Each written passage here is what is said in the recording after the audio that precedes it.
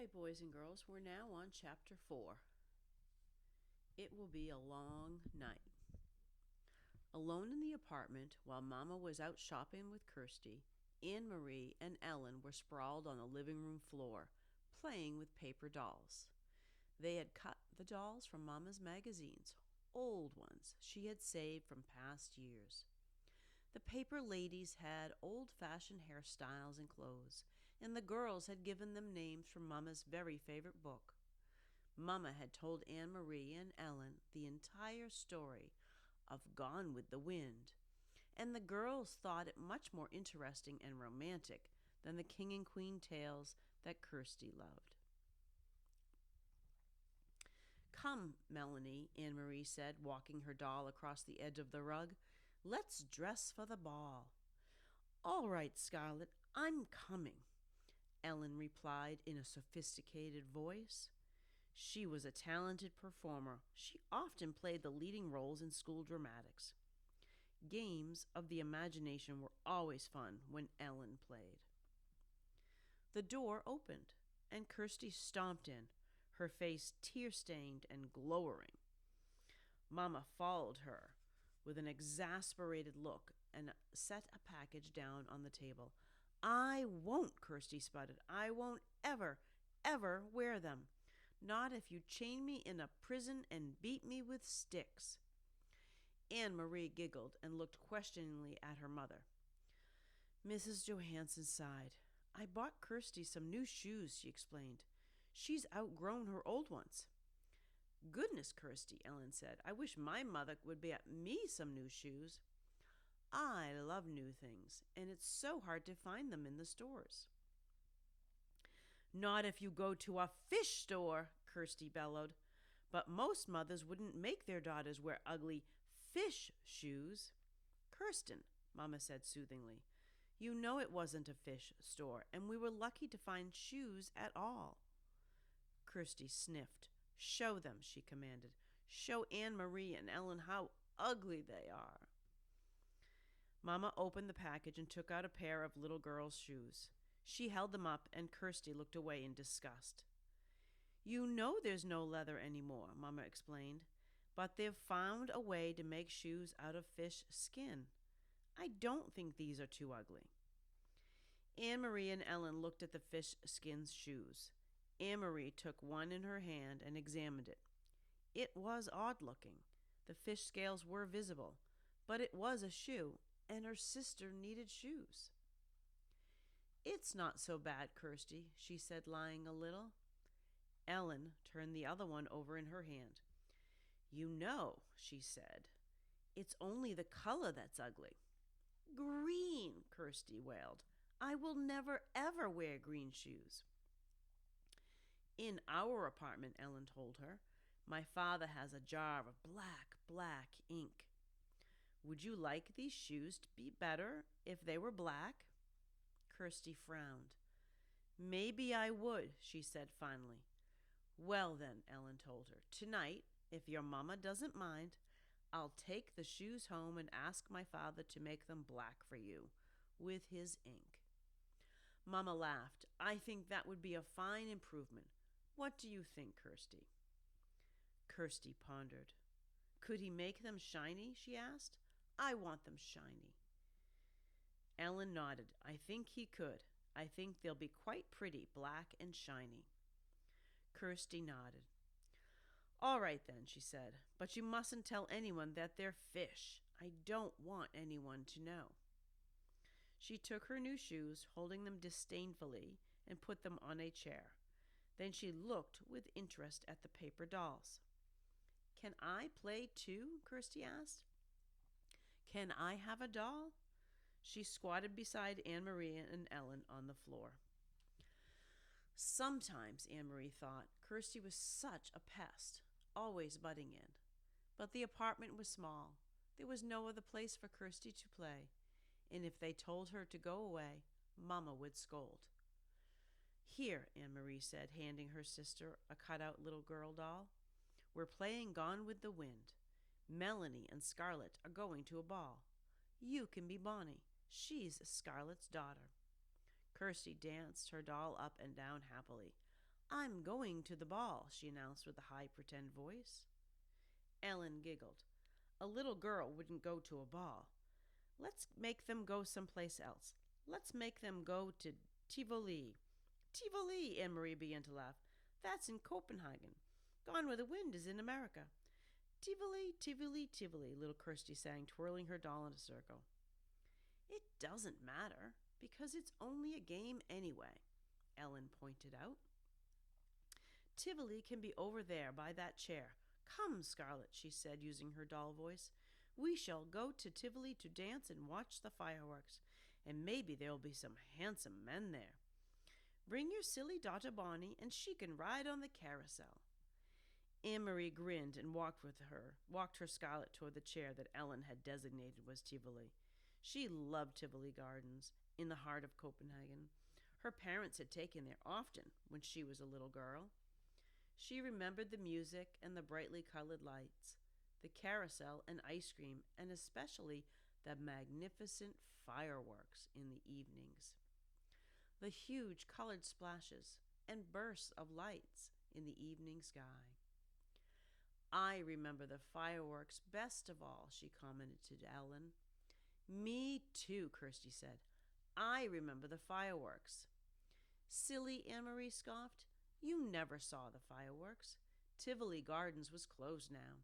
The German occupation forces had burned part of it, perhaps as a way of punishing the fun-loving Danes for their light-hearted pleasures. Kirsty drew herself up, her small shoulders stiff. I did too, she said belligerently. It was my birthday. I woke up in the night and I could hear the booms, and there were lights in the sky. Mama said it was fireworks for my birthday.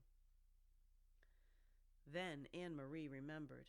Kirsty's birthday was late in August, and that night, only a month before, she too had been awakened and frightened by the sound of explosions. Kirsty was right. The sky in the southeast had been ablaze, and Mama had comforted her by calling it a birthday celebration. Imagine such works for a little girl 5 years old, Mama had said, sitting on their bed, holding the dark curtain aside to look through the window at the lighted sky. The next evening's newspaper had told the sad truth. The Danes had destroyed their own naval fleet, blowing up the vessels one by one as the Germans approached to take over the ships for their own use. How sad the king must be, Anne-Marie had heard Mama say to Papa when they read the news. How proud, Papa had replied. It had made Anne-Marie feel sad and proud, too, to picture the tall, aging king, perhaps with tears in his blue eyes, as he looked at the remains of his small navy, which now lay submerged and broken in the harbor. I don't want to play any more, Ellen, she said suddenly and put her paper doll on the table. I have to go home anyway, Ellen said. I have to help Mama with the house cleaning. Thursday is our new year. Did you know that? Why is it yours? Asked Kirsty. Isn't it our new year too? No, it's the Jewish New Year. That's just for us. But if you want, Kirsty, you can come that night and watch Mama light the candles. Anne-Marie and Kirsty had often been invited to watch Mrs. Rosen light the Sabbath candles on Friday evenings. She covered her head with a cloth and said a special prayer in Hebrew. As she did so, Anne-Marie always stood very quietly, awed to watch. Even Kirsty, usually such a chatterbox, was always still at that time. They didn't understand the words or the meaning, but they could feel what a special time it was for the Rosens. Yes, Kirsty agreed happily. I'll come and watch your Mama light the candles, and I'll wear my new black shoes. But this time was to be different. Leaving for school on Thursday with her sister, Anne-Marie saw the Rosens walking to the synagogue early in the morning, dressed in their best clothes. She waved to Ellen, who waved happily back. Lucky Ellen, Anne-Marie said to Kirsty. She doesn't have to go to school today. But she probably has to sit very, very still, like we do in church, Kirsty pointed out. That's no fun. That afternoon, Mrs. Rosen knocked on their door but didn't come inside. Instead, she spoke for a long time in a hurried, tense voice to Anne Marie's mother in the hall. When Mama returned, her face was worried, but her voice was cheerful. "Girls," she said, "we have a nice surprise. Tonight, Ellen will be coming to stay overnight and to be our guest for a few days. It isn't often we have a visitor." Kirsty clapped her hands in delight. "But, Mama," Anne-Marie said in dismay, "it's their New Year. They were going to have a celebration at home. Ellen told me that her mother managed to get a chicken someplace, and she was going to roast it. Their first roast chicken in a year or more." "Their plans have changed," Mama said briskly. "Mr. and Mrs. Rosen have been called away to visit some relatives, so Ellen will stay with us. Now, let's get busy and put clean sheets on your bed. Kirsty, you may sleep with Mama and Papa tonight, and we'll let the big girls giggle together by themselves." Kirsty pouted, and it was clear that she was about to argue. "Mama will tell you a special story tonight," her mother said, "one just for you." "About a king?" Kirsty asked dubiously. "About a king if you wish," Mama replied. "All right then, but there must be a queen too," Kirsty said. Though Mrs. Rosen had sent her chicken to the Johansons, and Mama made a lovely dinner large enough for second helpings all around, it was not an evening of laughter and talk. Ellen was silent at dinner. She looked frightened. Mama and Papa tried to speak of cheerful things, but it was clear that they were worried, and it made Anne Marie worry too. Only Kirsty was unaware of the quiet tension in the room.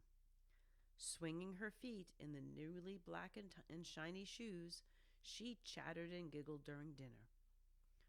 "Early bedtime tonight, little one," Mama announced after the dishes were washed. "We need extra time for the long story I promised about the king and queen." She disappeared with Kirsty into the bedroom. "What's happening?" Anne Marie asked when she and Ellen were alone with Papa in the living room. "Something's wrong. What is it?" Papa's face was troubled. "I wish that I could protect you children from this knowledge," he said quietly. "Ellen, you already know. Now we must tell Anne Marie." He turned to her and stroked her hair with his gentle hand. This morning at the synagogue, the rabbi told his congregation that the Nazis have taken the synagogue list of all the Jews, where they live, what their names are. Of course, the Rosens were on that list, along with many others. Why? Why did they want those names? They planned to arrest all the Danish Jews. They planned to take them away, and we have been told that they may come tonight. "I don't understand. Take them where?" Her father shook his head. "We don't know where, and we don't really know why. They call it relocation. We don't even know what that means. We only know that it is wrong, and it is dangerous, and we must help." Anne Marie was stunned. She looked at Ellen and saw that her best friend was crying silently.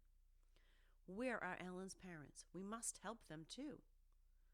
"We couldn't take all three of them. If the Germans came to search our apartment, it would be clear that the Rosens were here.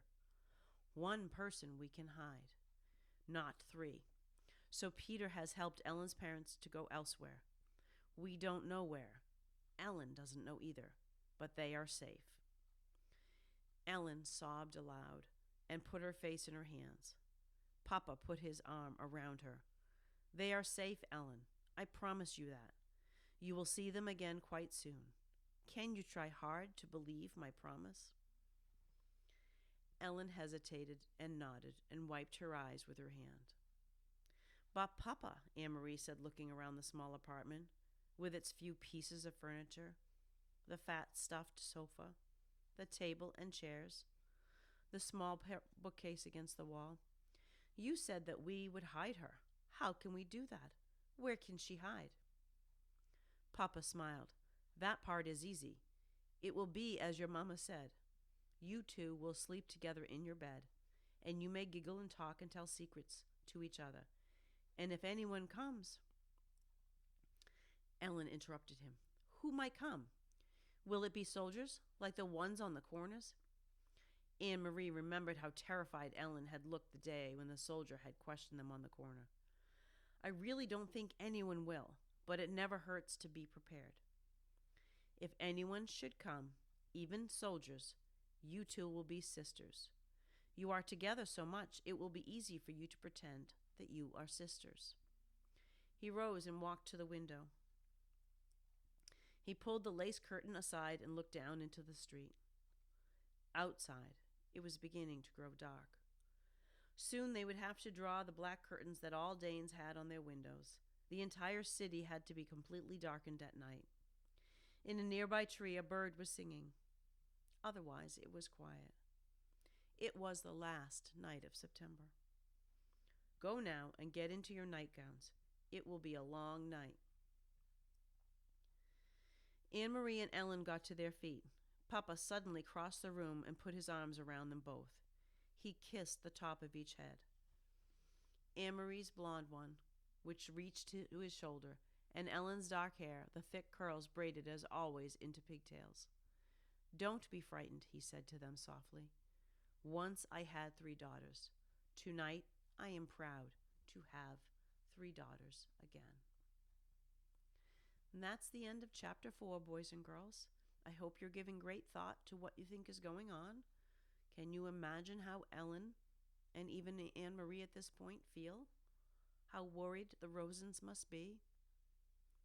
And what horrible things happened during World War II. Give it some great thought, and I look forward to reading with you again tomorrow.